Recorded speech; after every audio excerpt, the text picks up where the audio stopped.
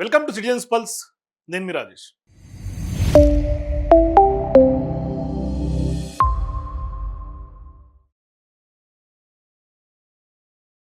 ఇవాళ దేశవ్యాప్తంగా అతిపెద్ద చర్చ జరుగుతోంది ఎయిర్ ఇండియాకి సంబంధించినటువంటి అంశంలో.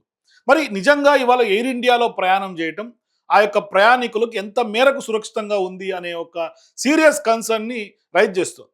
ఇప్పటికే గతంలో గుజరాత్లో ఎప్పుడైతే ఎయిర్ ఇండియా క్రాష్ అయిందో ఆ క్రాష్ తర్వాత ఎయిర్ ఇండియా విమానాలు ఎక్కడం ఆల్మోస్ట్ బంద్ చేశారు. మరి ఇవాళ మళ్ళీ కూడా ఎయిర్ ఇండియా అంశం తెర మీదకి రావటం, ఎయిర్ టర్బులెన్స్లో సీరియస్ కన్సర్న్స్ రైజ్ చేస్తుంది.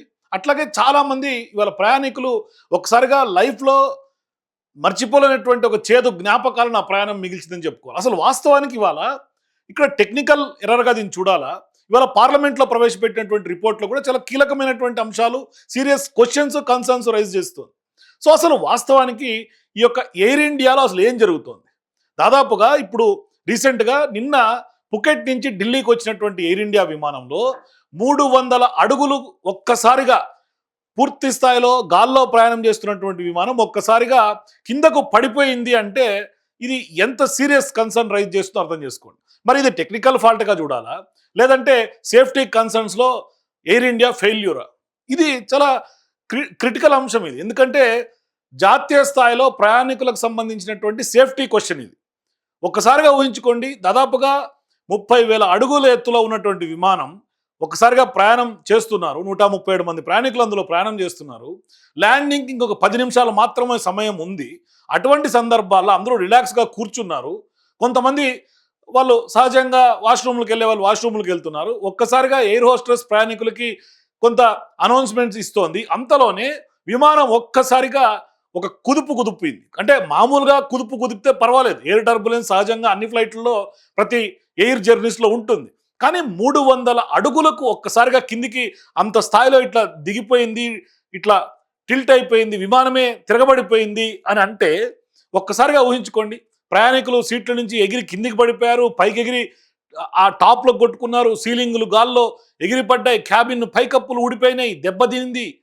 అంటే ఎయిర్ హోస్టెస్కి అయితే ఒక ఎయిర్ హోస్టెస్కి మెడ ఎముక విరిగిపోయి సర్వైకల్ బోన్ కూడా ఇరిగిపోయింది అంటే ఒక సినిమాలో యాక్సిడెంట్ సీన్ ఏ విధంగా అయితే మనకు కనిపిస్తుందో, ఏఐలో ఏ విధంగా అయితే వీడియో జనరేట్ అవుతుందో ఆ విధంగా ఒక సినిమా సన్నివేశం లాగా మారింది అంటే ఈ చూసుకోండి. అంటే పుకెట్ నుంచి ఢిల్లీకి వచ్చినటువంటి AI 2379 విమానంలో జరిగినటువంటి నిజమైనటువంటి ఘటన ఇది.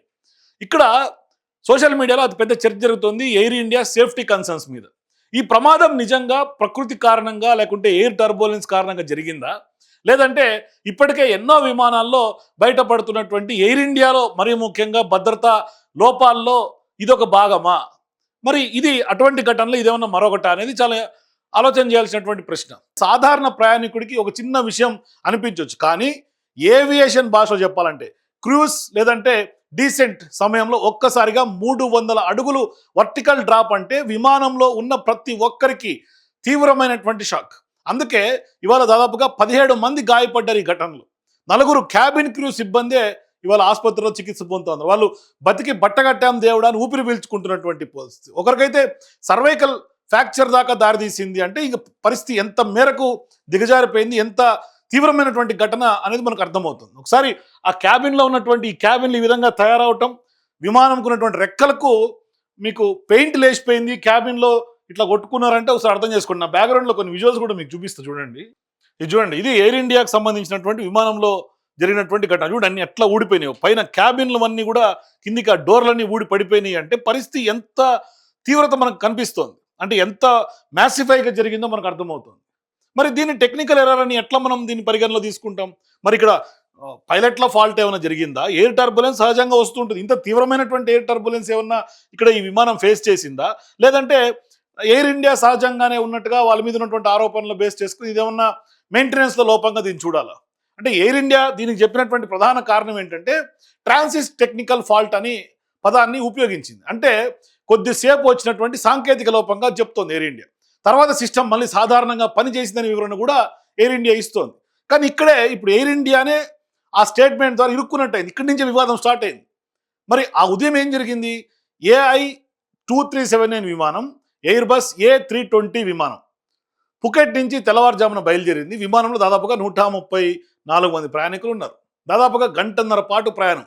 ఎలాంటి ఇబ్బంది లేకుండా ఉన్న సమయంలో విమానం ఢిల్లీ వైపు దిగడం కొద్దిగా దగ్గరికి రాగానే ఆ ప్రారంభించినటువంటి సమయంలో 10 నిమిషాలు 15 నిమిషాల ల్యాండింగ్ ఉంది.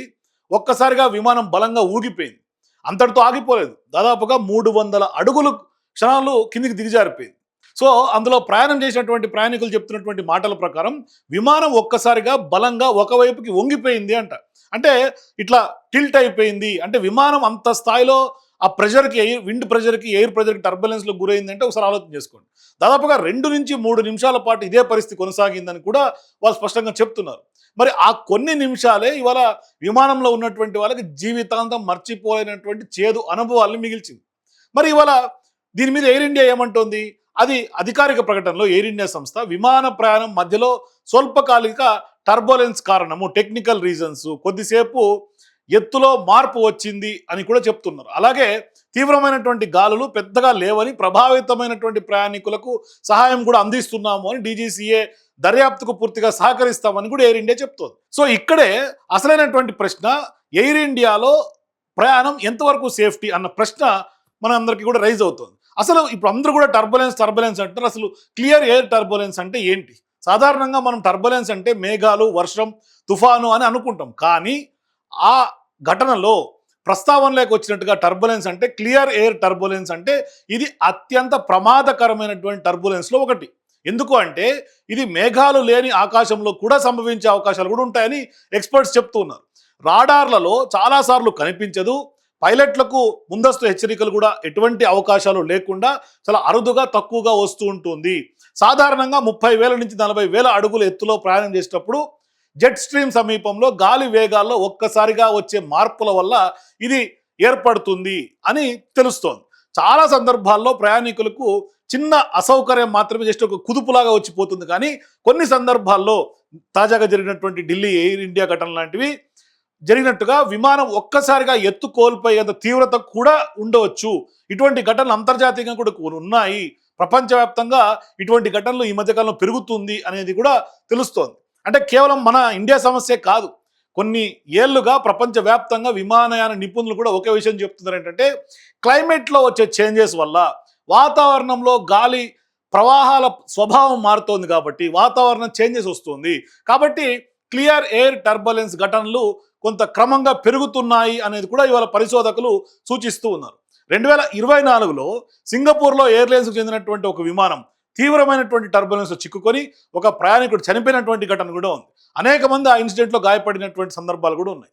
ఇక అట్లాగే అమెరికాలో FAA దానికి సంబంధించినటువంటి స్ట్రాటజికల్ రికార్డ్స్ ప్రకారం ప్రతి సంవత్సరం టర్బులెన్స్ వల్ల గాయపడుతున్నటువంటి వారి సంఖ్య కూడా ప్రతి సంవత్సరం పెరుగుతోంది. సీట్ బెల్ట్ పెట్టుకొని ప్రయాణికులు లేదంటే విధుల్లో ఉన్నటువంటి క్యాబిన్ క్రూ సిబ్బందే కొంత ఎక్కువగా గాయపడుతున్నటువంటి వాళ్ళు ఘటనలు ఎక్కువగా ఉన్నాయి అని. సరే, ఇక్కడ ఎయిర్ ఇండియాకి సంబంధించినటువంటి మనం విషయం మాట్లాడుకుంటే కీలకంగా రైజ్ అవుతున్నటువంటి ప్రశ్నలు ఏంటంటే, ఇప్పుడు ఈ ఘటన ఒక్కటి జరిగి ఉంటే ఇది కేవలం ప్రకృతి కారణం అని అనుకోవచ్చు. కానీ ఇటీవల కాలంలో ఎయిర్ ఇండియాకు సంబంధించినటువంటి అనేక సంఘటనలు అన్ని ఎయిర్ ఇండియాకు సంబంధించినటువంటి విమానాల్లోనే జరుగుతూ ఉన్నాయి తరచుగా. మరి ఇటువంటి సందర్భాల్లో విమానాలకు సంబంధించినటువంటి యొక్క టెక్నికల్ మెయింటెనెన్స్ అంటే నిర్వహణ ఏ విధంగా ఉంది? దీంట్లో ఏమైనా వాళ్ళు చెప్పినట్టుగానే టెక్నికల్ లోపాలు ఏమైనా ఉన్నాయా? ఆపరేషనల్లో ఏమైనా సమస్యలు ఉన్నాయా? తరచూ ఎయిర్ ఇండియా వార్తల్లోకి ఎందుకు ఎక్కాల్సి వస్తుంది?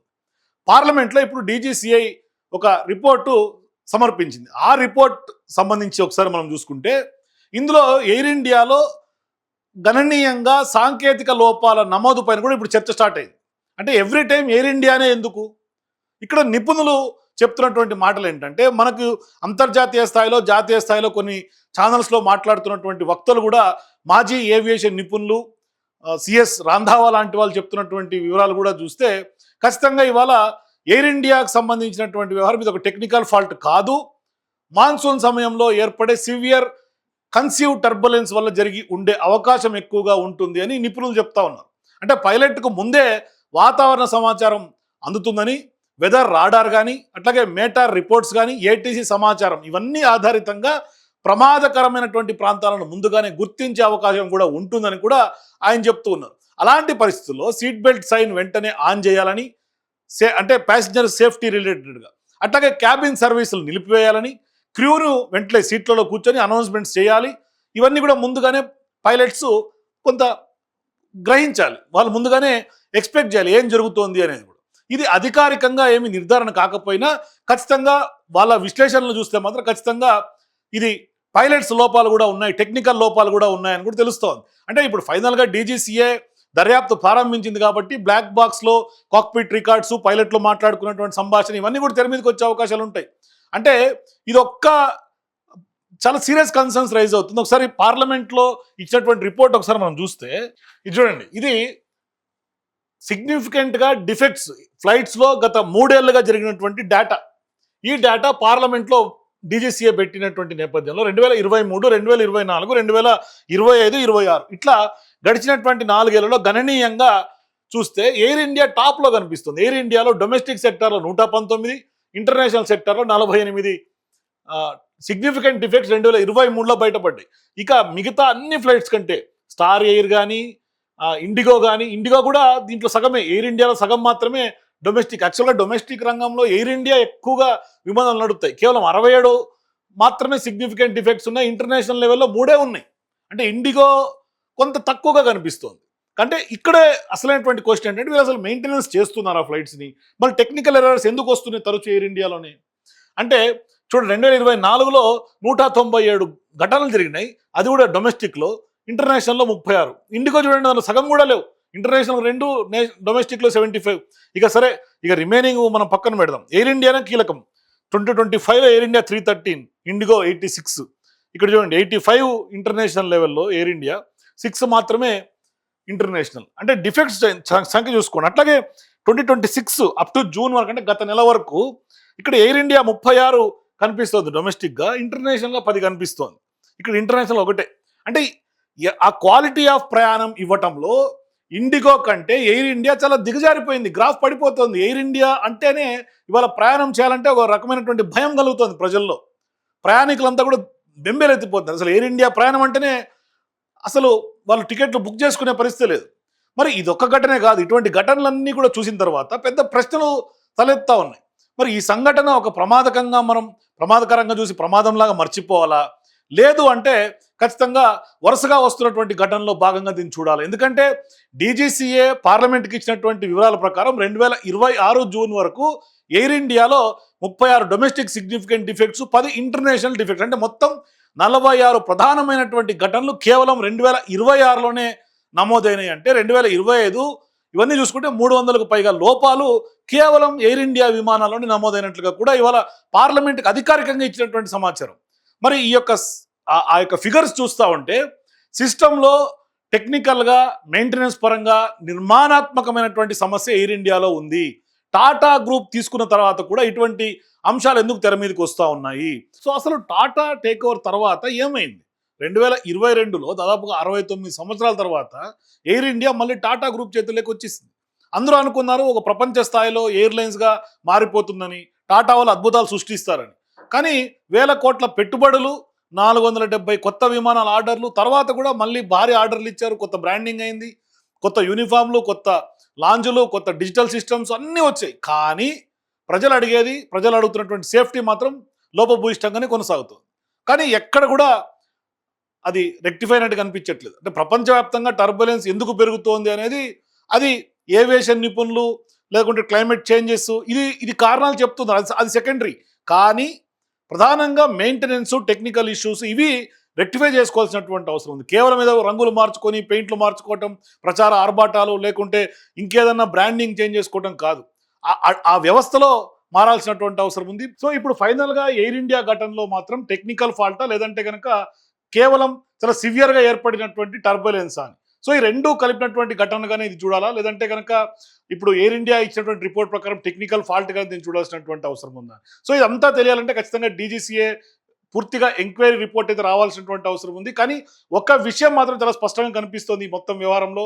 ప్రయాణికులు విమానంలో కేవలం లగ్జరీ కంటే కూడా సేఫ్టీకి చాలా ఎక్కువ ప్రియారిటీ ఇస్తారు. కాబట్టి ఖచ్చితంగా భద్రతను ఎక్కువగా కోరుకుంటారు కాబట్టి టాటా గ్రూప్ కానీ లేకుంటే ఎయిర్ ఇండియా మెయింటెనెన్స్ విషయంలో కూడా కొంత సేఫ్టీ ప్రికాషన్స్ ఖచ్చితంగా పాటించాల్సినటువంటి అవసరం ఉంది. లేదు కేవలం ఇదొక ఇమేజ్ లాగా లేకుంటే పబ్లిసిటీ లాగా చూడకుండా ఖచ్చితంగా ట్రస్ట్ బిల్డింగ్గా, ఎందుకంటే ఎయిర్ ఇండియాకి చేతికి మారిన తర్వాత ఖచ్చితంగా ట్రస్ట్ బిల్డ్ చేయాల్సినటువంటి అవసరం ఉంది.